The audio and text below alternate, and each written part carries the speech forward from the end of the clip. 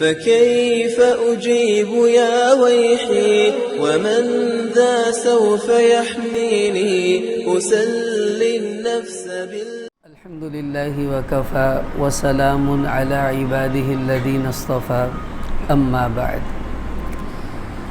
ہمارا موضوع حضرت علی رضی اللہ تعالیٰ عنہ کے حوالے سے شروع ہوا تھا۔ گزشتہ درس میں ان کے پیدائش سے لے کے شہادت تک کے حالات اختصار کے ساتھ عرض کیے گئے تھے کہ ان کی زندگی کا کچھ خاکہ ہمارے سامنے آ جائے۔ آج کا ہمارا درس یہ ہے کہ رسول اللہ صلی اللہ علیہ وسلم کی زبان اطہر سے حضرت علی رضی اللہ تعالیٰ عنہ کے کیا کیا فضائل صادر ہوئے ہیں، تاکہ ہمیں پتہ چلے یہ کتنی بڑی شخصیت تھی اور امت کا کتنا بڑا یہ ایک صحابی تھے کہ جن کو اللہ نے اتنے فضائل سے جو ہے وہ نوازا تھا۔ پھر جو اگلا درس ہوگا وہ حضرت علی رضی اللہ تعالیٰ عنہ اور حضرت ابو بکر، عمر، عثمان رضی اللہ عنہ، ان کے آپس کے خوشگوار تعلقات، ان کی رشتہ داریاں، ان کی دوستیاں، ان سے متعلق ہوگا تاکہ ہمیں ان کے آپس کے گہرے تعلق کا بھی علم ہو جائے۔ حضرت علی رضی اللہ تعالیٰ عنہ ان کی پہلی خصوصیت ہے کہ یہ حنیف ہیں۔ حنیف اس کو کہتے ہیں کہ جو المائل عن الباطل الی الحق، کہ جو باطل سے منہ موڑ کر حق کی طرف اپنے رخ کو کر لے، اس کو حنیف کہا جاتا ہے۔ یہ ابراہیم علیہ السلام کی صفت اللہ نے قرآن میں بیان کی کہ وہ بت پرستی کے سخت خلاف تھے اور بت پرستی سے دور رہتے تھے۔ حضرت علی رضی اللہ تعالیٰ عنہ ان لوگوں میں ہیں، بہت سے ایسے صحابہ تھے جو زمانہ جاہلیت میں بت پرستی کرتے رہے، بعد میں اللہ نے اسلام کی دولت دی، انہوں نے اس کو چھوڑا۔ لیکن حضرت علی رضی اللہ تعالیٰ عنہ ان لوگوں میں ہیں جنہوں نے اسلام سے پہلے بھی کبھی بت کو سجدہ نہیں کیا، اسلام سے پہلے بھی کبھی کسی بت کے سامنے اپنی حاجت کو نہیں رکھا۔ اس لیے یہ حنیف ہیں کہ اللہ نے شروع سے ہی ان کو باطل سے حق کی طرف موڑا ہوا تھا، اور یہ آپ صلی اللہ علیہ وسلم کی صحبت کا نتیجہ تھا کہ حضور کے گھر میں رہے، وہیں کھایا، وہیں سوئے، وہیں آپ علیہ السلام کی زندگی کو دیکھا، تو اس لیے شروع سے ہی اللہ نے ان کو اسلام کا نور عطا فرمایا تھا۔ دوسری خصوصیت ان کی یہ ہے کہ یہ مبشر بالجنہ ہے، یعنی وہ آدمی ہے جس کو اللہ نے دنیا ہی میں جنت کی خوشخبری دے رکھی تھی۔ اب وہ کس طرح؟ ایک ہی مجلس میں ہمارے نبی علیہ السلام نے 10 صحابہ کو جنت کی بشارت دی ہے۔ ابو بکر فی الجنہ، عمر فی الجنہ، عثمان فی الجنہ، اسی میں ہے علی فی الجنہ۔ تو حضرت علی رضی اللہ تعالیٰ عنہ ان لوگوں میں ہے جن کو دنیا میں جنت کی بشارت ہمارے نبی نے عطا فرما دی۔ اور ایک ضعیف روایت میں ہے، آپ علیہ السلام نے فرمایا کہ اے علی، جنت میں تیرا گھر میرے گھر کے سامنے ہوگا۔ تو یہ بھی ان کے جنتی ہونے کی بشارت ہے جو آپ علیہ السلام نے دنیا میں ہی عطا فرما دی۔ پھر حضرت علی رضی اللہ تعالیٰ عنہ یہ وہ آدمی ہے جو اول مؤمن کہلاتے ہیں، یعنی سب سے پہلے ایمان والے بچوں میں، چھوٹی عمر والوں میں وہ حضرت علی ہیں۔ عورتوں میں حضرت خدیجہ ایمان لائیں، بڑے بالغ مردوں میں ابو بکر صدیق پہلے ایمان لائے، غلاموں میں حضرت زید رضی اللہ عنہ ایمان لائے، اور بچوں میں حضرت علی رضی اللہ تعالیٰ عنہ پہلے مومن ہیں۔ تو یوں سمجھ لیں کہ جو اول آنے کی ایک لائن ہے، مثلا ایک ہی جماعت میں 4 بچے 100 نمبر لے لیں تو چاروں کو اول پوزیشن ملتی ہے۔ تو حضرت علی رضی اللہ تعالیٰ عنہ اولین ایمان والوں میں ہے کہ سب سے پہلے یہ ایمان لائے۔ جامع ترمذی کی روایت ہے کہ اول من اسلم علی، کہ سب سے پہلے جو مسلمان ہوئے وہ حضرت علی رضی اللہ تعالیٰ عنہ تھے۔ پھر ان کی ایک خصوصیت یہ ہے، یہ بھی ترمذی کی روایت ہے کہ یہ اول مصلی ہیں، سب سے پہلے ہمارے نبی کے ساتھ جس مرد نے مل کر نماز پڑھی وہ حضرت علی رضی اللہ تعالیٰ عنہ ہیں۔ حضور علیہ السلام حضرت خدیجہ کے ساتھ نماز پڑھ رہے ہیں اور انہوں نے پوچھا یہ کیا ہے؟ آپ علیہ السلام نے فرمایا یہ اللہ کی عبادت ہم کرتے ہیں۔ تو یہ اپنے ابا جی کے پاس گئے، ان کو بتایا، انہوں نے فرمایا تم بھی کیا کرو۔ تو اگلے ہی دن حضرت علی نے بھی حضور کے ساتھ پھر نماز پڑھی ہے۔ تو سب سے پہلا نبی کا نمازی وہ حضرت علی رضی اللہ تعالیٰ عنہ ہیں، یہ ان کی خصوصیت ہے۔ پھر یہ وہ ہستی ہیں جو مبشر بالشہادہ ہیں، یعنی اللہ تعالیٰ نے ان کو موت سے پہلے ہی یہ بتلا دیا تھا کہ تمہیں اللہ شہادت کی موت نصیب فرمائیں گے۔ کتنی بڑی سعادت ہے کسی کو جیتے جی شہادت کی بشارت مل جائے۔ آپ صلی اللہ علیہ وسلم نے حضرت علی رضی اللہ تعالیٰ عنہ کو بلایا، یہ مسند احمد میں حدیث ہے، فرمایا اے علی، دو بدبخت لوگوں کے بارے میں تجھے بتاؤں جو سب سے بڑے بدبخت ہیں۔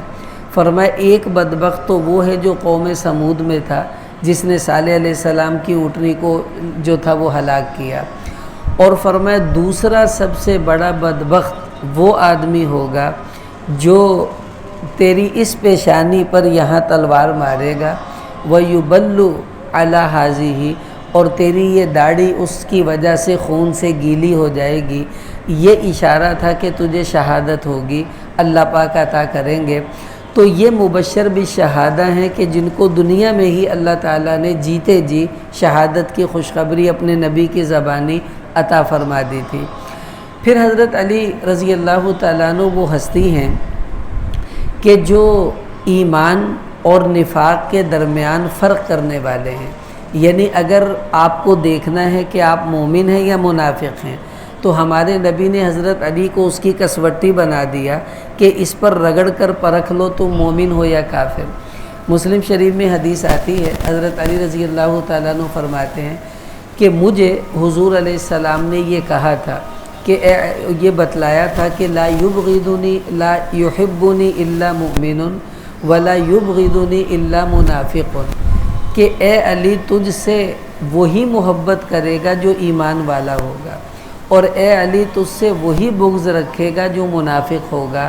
اب میں اور آپ سوچیں اگر ہمارے دل میں حضرت علی رضی اللہ تعالیٰ عنہ کی محبت ہے تو مبارک ہو آپ ایمان والے ہیں، اگر خدا نخواستہ کسی کے دل میں نفرت ہے، بغض ہے، تو بھائی وہ پکا منافق ہے، اس کو اپنی فکر کرنی چاہیے کہ حضرت علی کو حضور نے ایمان اور نفاق کی کسوٹی بنا دیا کہ ان سے دیکھا جائے گا کہ کون مومن ہے اور کون منافق ہے۔ پھر حضرت علی رضی اللہ تعالیٰ عنہ کی یہ خصوصیت ہے کہ یہ محبت الہی کی سیڑھی اللہ نے ان کو بنایا کہ اگر آپ کو اللہ کی محبت چاہیے تو حضرت علی وہ سیڑھی ہیں جس پر چڑھ کر آپ اللہ کی محبت کو پا سکتے ہیں۔ ایک حدیث میں آپ صلی اللہ علیہ وسلم نے یہ فرمایا کہ اللہم والی من والاہ اللہم عادی من عاداہ، کہ یا اللہ جو علی سے محبت رکھتا ہے تو بھی اس سے محبت فرما، اور جو علی سے نفرت رکھتا ہے، دشمنی رکھتا ہے، تو بھی اس سے دشمنی فرما۔ تو پتہ چلا علی سے محبت کریں گے تو اللہ کی محبت بھی نصیب ہو جائے گی۔ تو علی اللہ کی محبت کی سیڑھی ہے کہ جس پر چڑھ کر بندے کو اللہ کی محبت نصیب ہو سکتی ہے، ہمیں بھی یہ لینی چاہیے۔ پھر حضرت علی محبت نبوی کی بھی سیڑھی ہے کہ اگر نبی کی محبت چاہیے تو بھی علی کو سیڑھی بنا کر نبی کی محبت تک پہنچنا پڑے گا۔ آپ صلی اللہ علیہ وسلم نے ارشاد فرمایا کہ من احبہ فقد احبنی، جو بندہ حضرت علی سے محبت کرتا ہے وہ مجھ سے بھی محبت کرتا ہے۔ اس کا مطلب ہے کہ علی سے محبت کرنے والا میرا بھی محبوب ہے، مجھ سے بھی پیار کرتا ہے۔ تو نبی کی محبت لینی ہے تو بھی علی ہی واسطہ بنیں گے اور وہ سیڑھی بن جائیں گے۔ پھر حضرت علی رضی اللہ تعالیٰ عنہ کو آپ صلی اللہ علیہ وسلم نے پوری امت کا محبوب بنا دیا، گویا ہر امتی کو پابند کیا کہ تمہیں علی سے محبت کرنی چاہیے اور تمہیں علی سے محبت کرنی پڑے گی۔ ترمذی میں روایت ہے، آپ صلی اللہ علیہ وسلم نے فرمایا کہ من کنت مولاہ فعلی مولاہ، کہ جو بندہ مجھ سے محبت کرتا ہے اور میں اس کا محبوب ہوں تو اس کو علی کو بھی اپنا محبوب بنانا پڑے گا۔ اگر وہ علی کو محبوب نہیں بناتا تو پھر میں بھی اس کا محبوب نہیں۔ اب ہم سب اللہ کے حبیب سے محبت کرتے ہیں اور ہمارے نبی نے فرمایا مجھ سے محبت کرنی ہے پہلے علی سے محبت کرو، پھر میری محبت میں تم پکے ثابت ہو جاؤ گے۔ تو پتہ چلا پوری امت کو پابند کیا کہ تم نے حضرت علی رضی اللہ تعالیٰ عنہ سے اظہار محبت کرنا ہے، اور حضرت علی رضی اللہ تعالیٰ عنہ کو اپنا محبوب بنانا ہے، یہ ہم سب کی ڈیوٹی لگا دی آپ صلی اللہ علیہ وسلم نے۔ پھر حضرت علی کی یہ خصوصیت ہے کہ ان کو آپ صلی اللہ علیہ وسلم نے نبی سے مشابہت دی ہے، نبی سے مشابہت۔ دو موقعوں پر ایسا ہوا۔ صحیح بخاری میں ہے، ایک موقع پر آپ صلی اللہ علیہ وسلم جب تبوک جا رہے تھے تو حضرت علی کو پیچھے ذمہ داری سونپ گئے کہ نگرانی تم نے کرنی ہے، ان کو لے کر نہیں گئے ساتھ۔ تو ان کے دل میں آیا کہ جی مجھے عورتوں پر نگران بنا کر جا رہے ہیں، تو آپ علیہ السلام نے فرمایا انت منی بمنزلۃ ہارون من موسیٰ، کہ جیسے موسیٰ علیہ السلام کوہ طور پر گئے تھے، پیچھے حضرت ہارون کو اپنا خلیفہ بنا گئے تھے، اب میں تبوک جا رہا ہوں تو ہارون علیہ السلام کی طرح پیچھے ذمہ داری سنبھال لے۔ تو حضرت علی رضی اللہ عنہ کو نبی سے مشابہت دی ہمارے نبی نے یہاں ایک موقع پر۔ اور ایک دفعہ آپ علیہ السلام نے فرمایا اے علی تیری مثال عیسیٰ علیہ السلام کی طرح سے ہے، کہ جیسے عیسیٰ علیہ السلام کے بارے میں دو لوگ نقصان میں چلے گئے، ایک نے بڑی محبت کی، ان کو اللہ کا بیٹا بنا دیا، ایک نے عیسیٰ علیہ السلام سے دشمنی کی اور ان کو بھی اللہ نے جو ہے مبغوض بنا دیا۔ اسی طرح تجھ سے بھی ایک فرقہ بڑی محبت کرے گا اور وہ آگے نکل جائے گا، اور ایک فرقہ تجھ سے بڑی نفرت کرے گا اور وہ تیری نفرت میں بہت آگے چلا جائے گا۔ خارجی حضرت علی رضی اللہ تعالیٰ عنہ کو کافر کہا کرتے تھے اور یہ کہتے تھے کہ یہ کافر ہے، اور اتنی نفرت کرتے تھے حضرت علی رضی اللہ عنہ سے، اور سبائی ٹولہ حضرت علی کو خدا کہتے تھے، علی خدا ہے، علی آسمان بنایا، علی نے زمین بنائی۔ تو وہ عیسیٰ علیہ السلام سے ہمارے نبی نے علی رضی اللہ تعالیٰ عنہ کو تشبیہ دی ہے۔ تو یہ ان کی خصوصیت ہے کہ ان کو نبیوں کے ساتھ حضور نے تشبیہ عطا فرمائی۔ پھر حضرت علی رضی اللہ تعالیٰ عنہ کی یہ بھی خصوصیت ہے کہ یہ کاتب وحی ہیں، رسول پاک علیہ السلام کے سامنے بیٹھ کر قرآن لکھا کرتے تھے۔ اور یہ بھی خصوصیت ہے کہ آپ علیہ السلام جب کوئی معاہدے لکھواتے تھے تو ان سے لکھواتے تھے۔ صلح حدیبیہ ہوئی، مسلم شریف میں حدیث ہے، تو کتب علی کتابا بینہم، کہ حضرت علی نے وہ پوری صلح حدیبیہ کا جو مسودہ تھا وہ خود اپنے ہاتھوں سے لکھا، اور نیچے پھر حضرت علی رضی اللہ تعالیٰ عنہ کے سائن بھی ہوئے۔ تو یہ اللہ کا قرآن ان ہاتھوں کی تعریف کرتا ہے جو ہمارے نبی کی وحی لکھتے ہیں، اور اللہ کے نبی علیہ الصلاۃ والسلام کے خطوط لکھنے والے ہیں، ان ہاتھوں کی قرآن نے بھی تعریف فرمائی ہے۔ تو حضرت علی رضی اللہ تعالیٰ عنہ ان خوش قسمت لوگوں میں ہیں کہ جن کو وحی لکھنے کا جو ہے وہ اعزاز اللہ پاک نے نصیب فرمایا۔ پھر ان کی یہ بھی خصوصیت ہے کہ ان کو آپ صلی اللہ علیہ وسلم نے علم کا دروازہ کہا۔ ترمذی شریف میں حدیث آتی ہے، آپ علیہ السلام نے فرمایا کہ انا دار الحکمہ وعلی بابوہا، کہ میں حکمت کا گھر ہوں اور علی جو ہے وہ اس کا دروازہ ہے۔ اس کا مطلب ہے کہ بغیر دروازے کے جیسے ہم گھر میں نہیں آ سکتے، تو علی کے بغیر تمہیں حکمت نصیب نہیں ہوگی۔ اتنا بڑا اعزاز ان کو عطا فرمایا کہ نبی حکمت کا گھر ہے، تو علی رضی اللہ تعالیٰ نے اس گھر کا دروازہ آپ علیہ السلام نے ان کو قرار دیا۔ اسی طرح حدیث میں آپ صلی اللہ علیہ وسلم نے حضرت علی رضی اللہ تعالیٰ عنہ کو یہ بھی اعزاز بخشا کہ ان کو امت کا چیف جسٹس بنا دیا، کہ ساری امت کا چیف جسٹس وہ حضرت علی ہیں۔ ابن ماجہ میں حدیث ہے، آپ صلی اللہ علیہ وسلم نے فرمایا وَأَقْضَاهُمْ عَلِيٌّ، کہ میری امت میں سب سے بڑا قاضی، سب سے بڑا جج، سب سے صحیح فیصلے کرنے والا وہ علی بن ابی طالب رضی اللہ تعالی عنہ ہیں، کہ ان کو سب سے صحیح فیصلے کرنے کی آپ علیہ السلام نے گارنٹی دی ہے۔ تو گویا یہ چیف جسٹس ہیں امت کے، ان کے بعد کوئی فیصلہ نہیں، آخری فیصلہ حضرت علی ہی کا ہوگا۔ تو یہ کتنی بڑی فضیلت کی بات ہے کہ ان کو امت کا چیف جسٹس حضور علیہ السلام نے بنا دیا۔ پھر حضرت علی رضی اللہ تعالیٰ عنہ ان کی ایک خصوصیت ہے، یہ امین الامین ہے۔ مثلا آپ صلی اللہ علیہ وسلم کے دو لقب مشہور تھے، ایک صادق اور ایک امین۔ امین اس لیے کہا جاتا تھا کہ ہمارے نبی سارے مشرکین کی امانتیں آپ کے پاس ہوتی تھیں، تو جب ہمارے نبی ہجرت پر جانے لگے تو آپ نے حضرت علی رضی اللہ عنہ کو بلایا اور جتنی امانتیں تھیں وہ ان کے حوالے کر دی اور خود ہجرت پر چلے گئے کہ یہ فلاں فلاں کو دے دینا۔ تو حضور علیہ السلام سب کے امین تھے، آپ کے پاس سب کی امانتیں ہوتی تھیں، اور حضرت علی رضی اللہ تعالیٰ عنہ یہ حضور کے امین بن گئے کہ آپ نے سب امانتیں ان کو دی۔ اب آپ یوں سمجھیں کہ لوگوں نے امانتیں اعتماد کر کر حضور کو دی ہیں اور حضور نے وہ امانتیں اعتماد کر کر علی کو دی ہیں، تو علی رضی اللہ تعالیٰ عنہ امین الامین ہے کہ آپ علیہ السلام نے ان کو امانت دار بنایا اپنے عمل کے ذریعے سے، یہ بھی ان کی خصوصیت ہے۔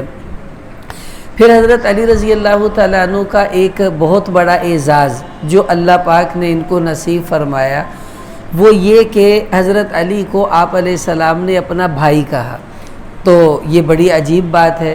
اور ترمذی میں روایت ہے، آپ صلی اللہ علیہ وسلم نے فرمایا کہ یا علی انت اخی فی الدنیا والآخرہ، کہ دنیا میں بھی تو میرا بھائی ہے اور آخرت میں بھی تو میرا بھائی ہوگا۔